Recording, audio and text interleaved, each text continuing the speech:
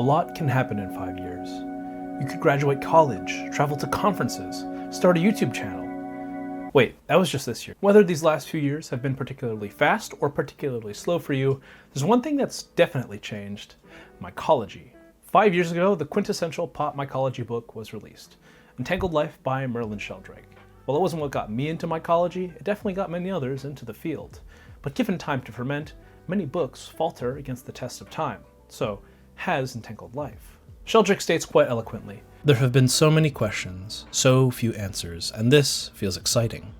This is exciting, which is why hundreds and thousands of papers have been released on fungi, mycology, and tangential fields. So, what exactly has changed? Have any of the questions in Entangled Life been answered? What's Merlin Sheldrake been up to? And, assuming you haven't already, should you read Entangled Life? My name is Clancy here at Crateralias, and to celebrate 5 years of Entangled Life, I'll be doing a deep dive onto some of the most complicated questions therein. Real quick, there are some topics which really require books of their own. Videos on the Wood Wide Web, lichens, and psilocybin as medicine are all on their way. Like and subscribe to keep up to date with those. But otherwise, we'll start with how the book does. It opens with a visual. Sheldrake and the understory of the Panamanian rainforest, searching for strands of mycelium. Sheldrake made his way to Panama to study a genus of small flowering plants, Voirea. Voirea is in a group of plants known as Mycoheterotrophs, or mycohets for short. Myco meaning fungal and heterotroph meaning to gain energy from another. To understand mycohets, you'll have to at least kind of understand mycorrhizal relationships. Carbon is generated by photosynthesis, and mycorrhizal fungi find other nutrients in the soil, mainly nitrogen, phosphorus, and potassium. Think NPK fertilizers.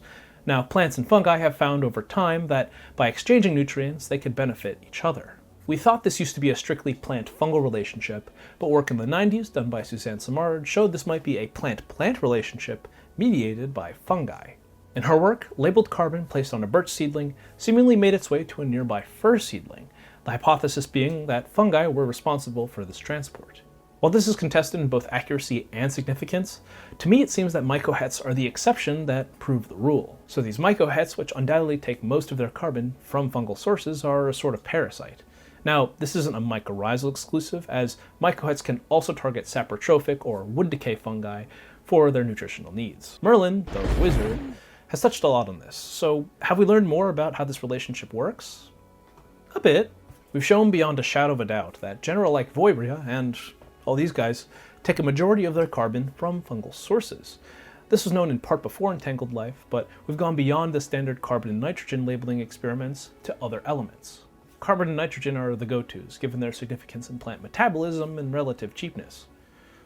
Also, they're not radioactive, but hydrogen and oxygen isotopes are also being tested. Gomes et al. Used all four, studying a variety of mycohets. Carbon and nitrogen results were normal. They gained a significant portion from fungi in all cases, though with some variance. Oxygen isotopes didn't really tell them much during testing, as the concentration was the same in non-mycohets. Hydrogen, however, gives juicy insight. Its concentration was increased in mycohets. The two proposed mechanisms are relating to uptake, most likely from fungi. Hydrogen-containing compounds like NADPH, which relate to metabolism, and/or lipids. The latter would really flip the symbiosis on its head, given that plants are usually the ones giving lipids to their fungal partner, especially for arbuscular mycorrhiza. Sheldrake lacked an answer as to why these mycohets even existed, apart from an LSD-induced hypothesis that maybe these plants serve as a physical reservoir for fungi. However, I want to touch on a more recent alternative hypothesis, mycorrhizal arbitrage. Let's take a step back and anthropomorphize this whole reaction, since it's all theoretical anyways. Young orchids have an obligate symbiosis with fungi, where they send a "hey, I want carbon" signal at a very young age. Fungi will capitulate since they have succeeded evolutionarily. The orchid returns the carbon back tenfold later in life. Mycohets perform a similar process, sending an "I want carbon" signal and receiving it from a fungus. But mycohets never give, they just keep asking. This is where the standard hypothesis ends. They find a way to game the system and then just keep taking carbon forever. I say signals here, but really we're not sure how the mechanism works. This is the best guess given the information we have thus far. The arbitrage system paints these mycohets not as simple parasites, but as a sort of stockbroker, a crooked or potentially savvy middleman. The young mycohet starts off with some base capital, mirroring a young orchid, but it has big plans. It says to Fungus 1, Hey, I'll give you carbon A if you give me carbon B. These carbons are different. Plants release simple sugars to the fungal partners, but what the fungal partners reciprocate is unknown in terms of carbon, so we'll call it carbon B. Sure thing, Fungus 1 says. The devious plant then moves that carbon A to another place in the plant. Hey Fungus 2, I heard you were trying to buy carbon B. I'll give you 1 carbon B for 2 carbon A. Fine, Fungus 2 says, perhaps a bit disgruntled. The mycohet started with 1 carbon A and ended up with 2. Scale this up 1,000 times, and you have a sustainable way to skim carbon off of the carbon trading market. The actual hypothesis involves many more partners and much worse exchange rates, but the idea of buy high, sell low is the gist of it.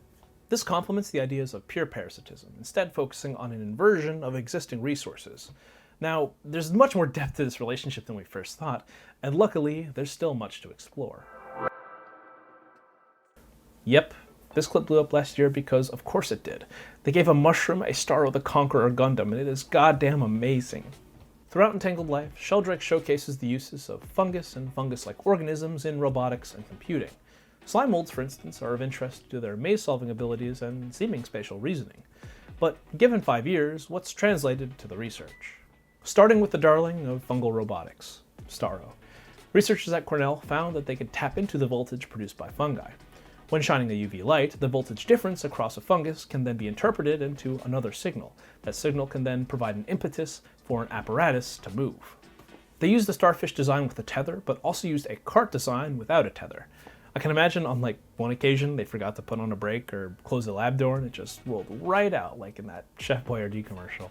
Why is a pretty obvious question for this. Why use a biological sensor when mechanical ones already exist? For a few speculative reasons. Reason 1. These sensors are dynamic. They can interpret different levels of stimuli, and we can probably get them to react accordingly. Reason 2. They're slow and low error. Fungi don't really err in the same regard that mechanical sensors do, and the use of these biological sensors can complement these mechanical ones as a sort of error checker. Reason 3. Not using them as sensors, but instead as an interface. Part of the project was to see if you could tap into mycelium and read the signals. Reason 4. Look at the little starfish, isn't it so cute? In Entangled Life, Merlin Sheldrake generally refers to the Unconventional Computing Laboratory and Andrew Adamatzky, an expert on biorobotics. And oh boy, this guy has published a lot in the past 5 years. But let's go over some of the highlights. The biggest one is also the snooze festest one, in my opinion. It's that fungi can have memory. Like computer memory. Computers work on ones and zeros. Ones meaning true and zeros meaning false. Fungi don't really work like that. They're sort of at the whims of biochemistry and random chance, and if there's anything you need to take from Entangled Life, it's that fungi are dynamic organisms. Until now. This paper found a way to train and then read Pleurotus austratus mycelium to have computer-like memory. These memresistor properties allow for biological versions of logic gates, not and or readers. This, as I'm told, is the basis of all computing. But we already have electronic ones, so I again ask the question, why fungus ones? Well, have you ever bought a cable for a device and then found out later that that cable wasn't actually made for that device? These fungal circuits could lead us to a better understanding of wild fungi. Taking advantage of a fungus computer's ability to connect would allow us to interface with other fungi. This could be used to study complex systems like soil or forest health, or for things like smart reactive wearables. Another paper from the lab also found we could turn these systems off. We can put fungi into a state of anesthesia using chloroform, which temporarily shuts down the circuit. No way, we got fungal huffing before GTA 6. Adamatzky has also claimed to have deciphered some of the language of fungi by reading electric signals produced by said fungi. This is, however, contested by many, most formally by Blatt et al. I find myself agreeing with the presumption that these signals must translate to words to be shaky. These sort of measurements might not be solid enough to constitute a language, but I still find this interpretation interesting. Alongside computing, Adamatzky was a part of Fungar, or the Fungal Architecture Consortium. The project aimed to create sustainable building materials out of fungi, culminating in a building completely made out of fungus. However, in their 3-year funding period, they were only able to achieve the former. They released an open access book compiling the articles of their findings. Highlights include sound or acoustic panels, insulation, and temporary structures made from a kagome weave composite material made from fungi and agricultural waste. One of the through lines of Entangled Life was the influence of fungal psychoactives on people. Sheldrake touches on the medical application of psilocybin and LSD, but also questions why these compounds evolved in the first place. Over the last 60 years, humans have turbocharged the evolution of psilocybe mushrooms, producing them en masse while also selecting for strains which are high in psilocybin. But we are only a small part of the story. Psilocybin has been around for longer than humans, hominids, or apes in general. Quite a bit of work has been done over the past 5 years to help elucidate the origin and ecological reasoning behind the mind-altering psilocybin. A review by Myron Slot showcases many of the ideas proposed in Entangled Life, perhaps the most obvious reason being that psilocybin evolved as a toxin. Many fungivorous insects avoid psilocybin-containing mushrooms. As the mushroom grows and spores mature, the concentration of psilocybin in tissues actually gets lower, allowing some semi-tolerant consumers to eat and then disperse the spores. But then, as Sheldrake points out, there are organisms which are seemingly not deterred by psilocybin. Human. The problem with these toxicity attracting theories is that psilocybin doesn't fit cleanly into either category. Despite this, here's the evolutionary story that we can surmise thus far. Psilocybin was first observed in species of Fibula rhizoctonia. It moved to psilocybe via horizontal gene transfer, aka migrated to a new species, somewhere between 67 and 50 million years ago, though it also arose independently at least twice. There were two selective pressures which drove the evolution: invertebrates and mammals. Invertebrates are direct competitors to fungi for food and habitat in soil, wood, and dung. Psilocybin evolution may have worked as a toxin or a behavior-altering agent, energizing these invertebrates to move more, thus leaving the area where the fungus is currently residing. Think the effect a Cybertruck has on women. This is particularly detrimental to eusocial insects like ants and termites, as they disrupt communication. The extinction event that killed the dinosaurs roughly 66 million years ago made mammals the dominant force on Earth. The evolution of psilocybin and psilocybin-boosting compounds exploded shortly thereafter. 40 million years ago, there was an increase in diversification. As for why, we're only sure that it wasn't primates, but another event 25 million years ago did coincide with the origin of primates. This means humans were not a selective force for the evolution of psilocybin, at least not a major one. Early on, these compounds might have been toxic to small mammals in high doses, but the effects on the immune system and the gut microbiome, while subtle, may have also deterred consumption. Throughout this history, psilocybin has been implicated in other processes. For instance, Massospora, a genus of entomopathogenic or zombie fungi which utilizes the behavior-altering effects of psilocybin to increase their insect dispersal. The blue staining reaction seen in some Genopolis species may also utilize psilocybin as an intermediate. The general idea is that psilocybin started as an insect deterrent, then a mammalian deterrent, then finally using mammals for transmission. This is of course way oversimplified, and there's still questions like, what about other mammals? What happened 40 million years ago to cause this diversification, and why do some already toxic species take up psilocybin despite their already being toxic? Once again, there are many avenues to be explored, though if you wish to pursue them, I'd get permission from the DEA before collecting any samples. Quick rundown on a few things that have changed since the book's release, but either haven't changed enough to warrant their own section or changed so much that one section isn't enough. We'll follow the book chapter by chapter. Truffles remain an enigma to those inside and outside of academia. Work is coming out of France and the United States, but it's all private because the truffle industry is huge. Kind of went over this with fungal computing, but there's now more and more interest in, of course, using AI to model fungal hyphal growth, but not the GPT kind as far as I can tell. Lichens have seen some growth. Toby Sperbilia, who was interviewed for Entangled Life, has continued his work to characterize the relationship, finding that the photosynthetic partner actually exerts some level of control over the fungal one, controlling some parts of morphology and the sexual tendencies of the partner. If you're interested, I also wanted to give a shout out to the International Association of Lichenology. If you want to get up to date with lichen research, they're a great resource. I meant resource. See here. Two things. The UN addressed soil health in Goal 15 of its sustainability goals. Huge dub for dirt lovers. Second thing is that fungi are actually pretty good carbon sinks. We kind of knew this before, but now we have solid estimates on to exactly how much carbon they're sequestering, about 13 gigatons. For comparison, that's about 35% of the CO2 that's burned when using fossil fuels. This carbon allocation is actually a pretty good determiner of forest health on a continental scale. Coming soon. Mycoremediation, it's a mixed bag. One of the problems with microremediation is that fungi will break down toxic compounds into more toxic compounds. There's obviously been a lot of work on this, but I honestly, this video is too long already. If you're interested in it though, let me know and I might do a deep dive. This one's a more introspective look into fungi. It's interesting and I have nothing to critique. Dr. Merlin Sheldrake is a research associate at Vrije University in Amsterdam, as well as Oxford University. He's a part of the Society for the Protection of Underground Networks, as well as the UK policy lead for the Fungi Foundation, working on both counts with superstar mycologist Giuliana Furci.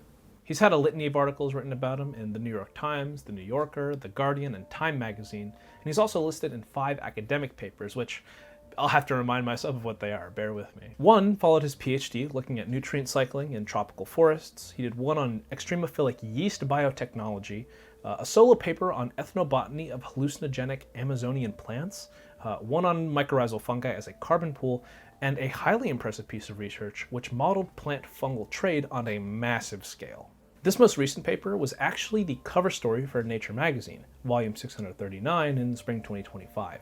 It measured over 500,000 fungal nodes looking at cellular fluid movement to model this sort of behavior, and found that there was a sort of wave-like communication that occurred throughout these larger networks, and it's really a fascinating read if you have the chance.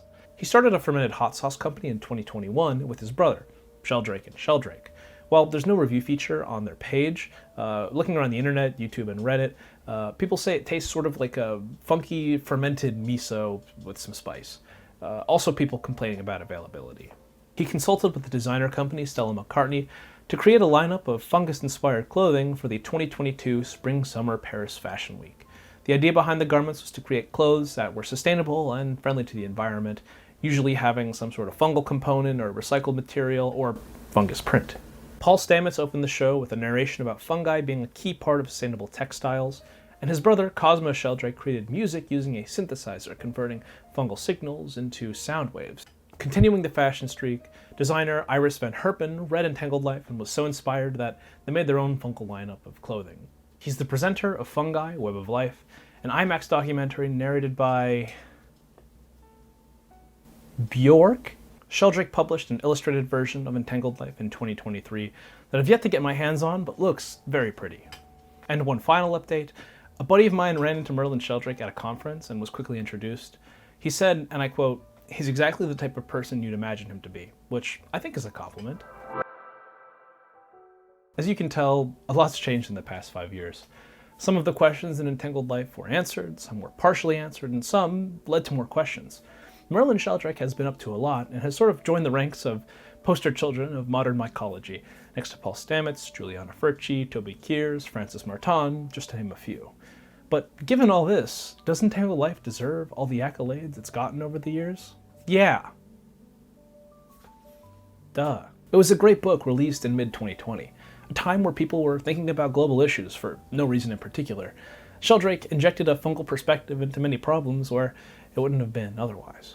Given that mycology is an evolving front of research, you should take much of the speculation in Entangled Life as just that, speculation. It's pretty attractive to say that fungi can save the world in 7 different ways, but it really overshadows the other ways that fungi can help us in our day-to-day lives. This is not to say Sheldrake is overly hyperbolic. If anything, he really reeled it in that Wood Wide Web section, thank goodness. The time since publication doesn't really change much of the core idea of Entangled Life, and I've cherry-picked just a couple examples from a decently sized book. Sheldrake weaves in these simpler concepts into these larger ideas without being overly simplistic or too wordy. Entangled Life is a masterclass on scientific communication, and it appeals to newbies as well as people who are already in the field. Entangled Life remains a solid first foray into fungi, and if you're on the fence on whether or not to read it, I take the leap. If you've already read it, read it again. Let me know what things maybe I missed in the comments below. There's always more to learn in the tangle that is fungi. Thank you for watching. Again, reminder to like and subscribe. I really appreciate it. There was delay after delay in making this video. I filmed it twice, and both times the audio was bad and the footage was kind of shitty. But finally, it's out. About 5 years after Entangled Life. We'll call it 365 times 5 plus 5. Yes, I am. I've also been busy with graduation and finals and the works. The good news is, because of that, I'll have more time to make videos and produce content more consistently. I'll actually have another video next week about the deadliest mushrooms, so be on the lookout for that by, of course, liking and subscribing. But that's all for today. Till next time, take care and mind your mycelium.